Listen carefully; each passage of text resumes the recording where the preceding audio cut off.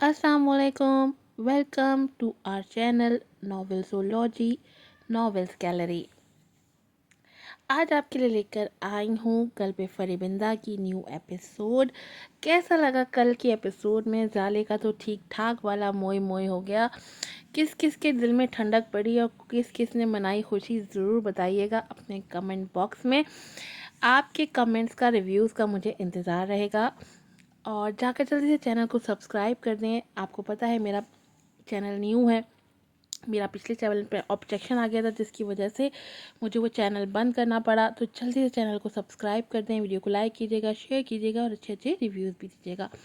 Novel है कल्ब फरिबिंदा, episode number 11, part 1। इसका part 2 इसी के फ़ौरन बाद चलेगा।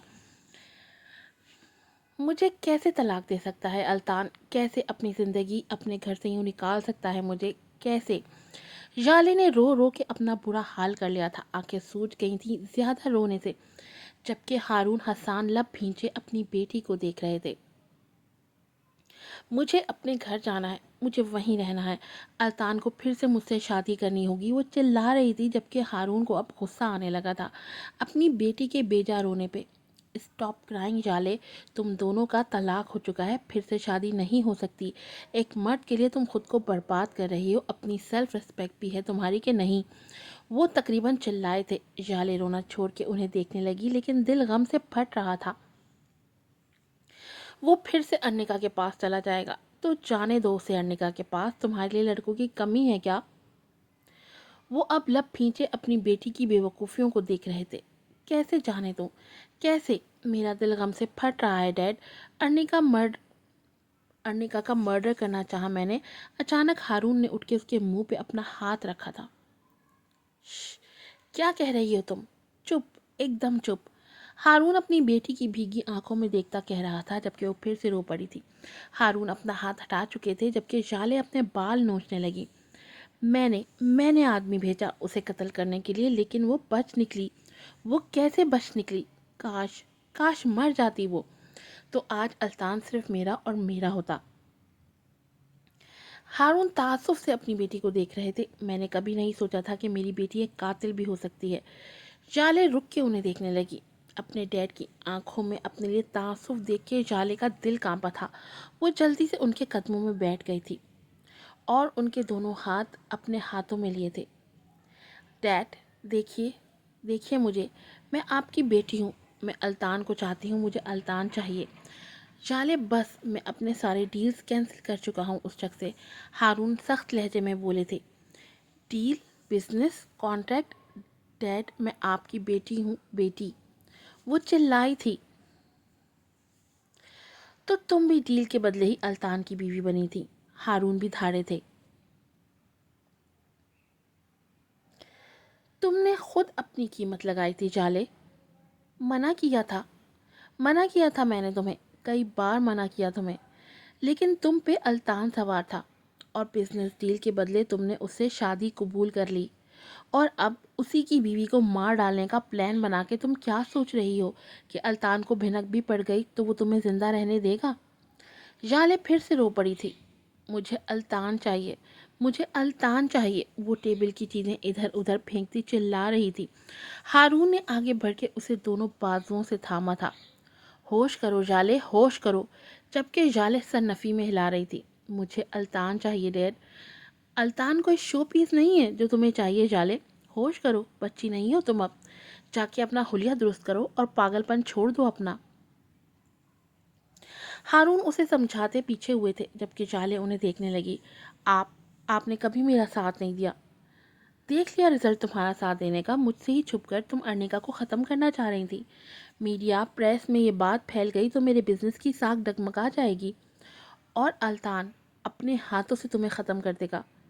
तुम्हें आज़ादी दी है, लेकिन जाले, मुझे लग रहा है कि आज़ादी हद से ज़्यादा थी। आगे बढ़ के उन्होंने जाले का बाजू झटका था। जाले, अगर मुझे कहीं भी लगा कि तुम मेरी बर्बादी का बायस बन रही हो तो तुमसे अपने सारे नाते ख़त्म कर दूंगा। सर्द लहजे में कहते वो लंबे ढक बढ़ता वहाँ से जा चुके थे, जबकि जाले अपना बाजू फैलाती उनकी पुश्त घूरती रही।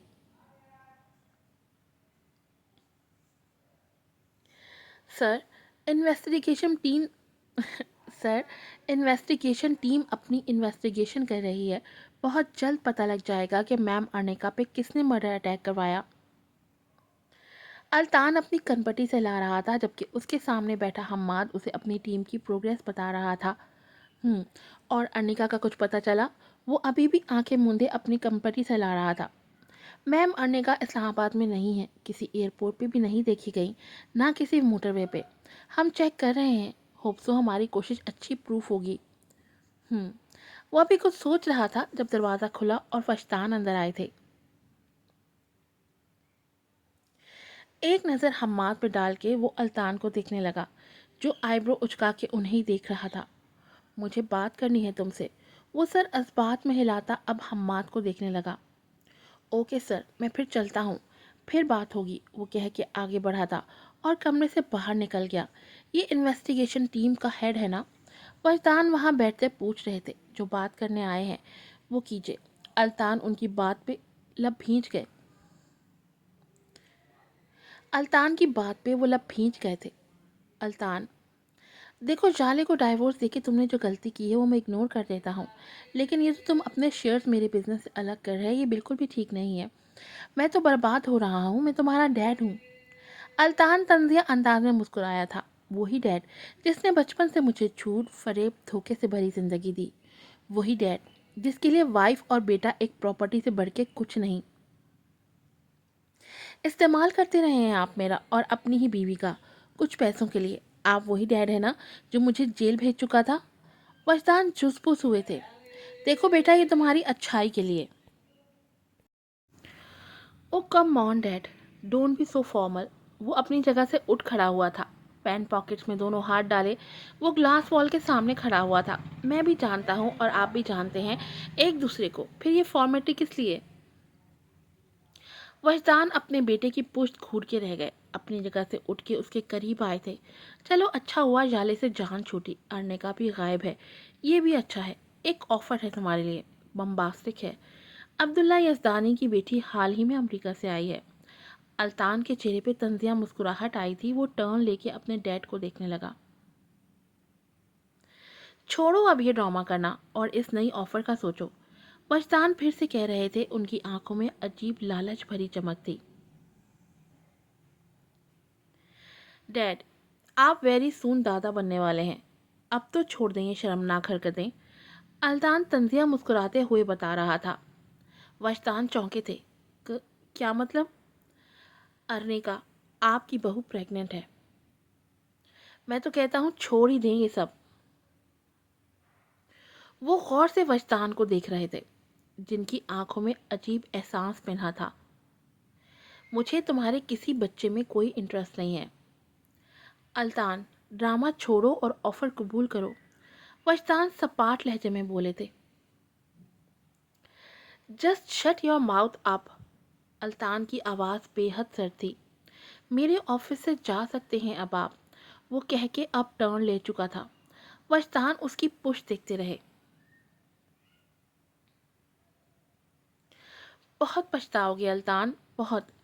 وجدان نے تعصب بھرے انداز میں کہا تھا جبکہ الطان خاموشی سے باہر دیکھ رہا تھا. وجدان بھی سر جھٹک کے کمرے سے باہر نکلے تھے.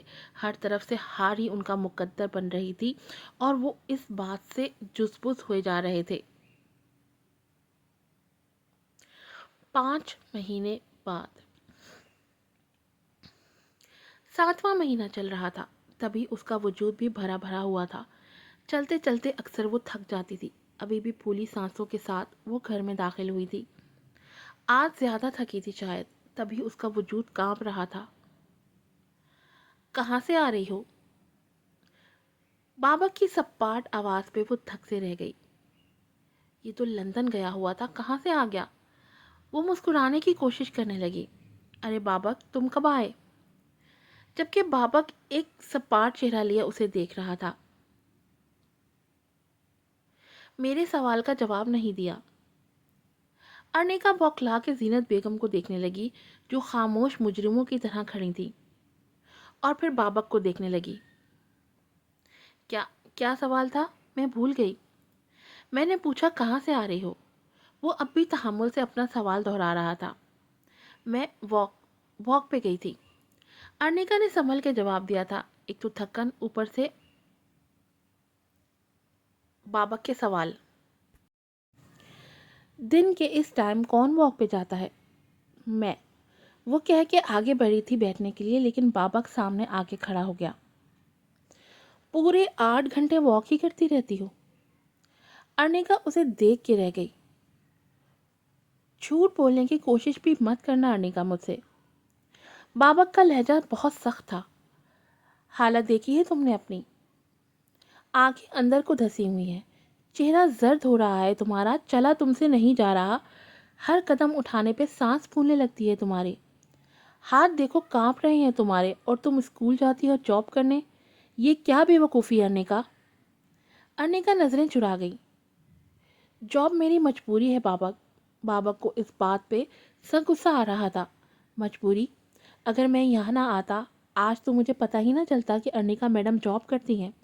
क्यों अर्निका, मुझ पे इतना यकीन भी नहीं है अब? बाबक का लहजा टूटा हुआ था। जीनत बेगम भी शर्मिंदा हो गई। अर्निका ने उन्हें कसम देके बाबक को ये बात बताने से मना किया था और वो चुप हो गई थी। कितने टाइम से जॉब कर रही हो? वो फिर से पूछ रहा था। 4 मंथ्स। अर्निका ने आहिस्तगी से जवाब दिया था और बाबक की आंखों में हैरत उभरी थी। क्यों अर्निका? उसकी आवाज़ ऐसे बेहद दूर से आ रही थी। मैं तुम पे बोझ नहीं बनना चाहती थी बाबक। उसकी आवाज़ मध्यम थी, लेकिन देखा उसने बाबक की आंखों में था जहाँ बेहद दुख की तहरीर थी। तुम मुझ पे बोझ कब से बन गई अर्निका? बाबक मैं तुम्हारी जिम्मेदारी नहीं हूँ तो किसकी जिम्मेदारी हो? बाबक के सवाल पे वो खामोश रही थी। तुम मेरी जिम्मेदारी हो अर्निका।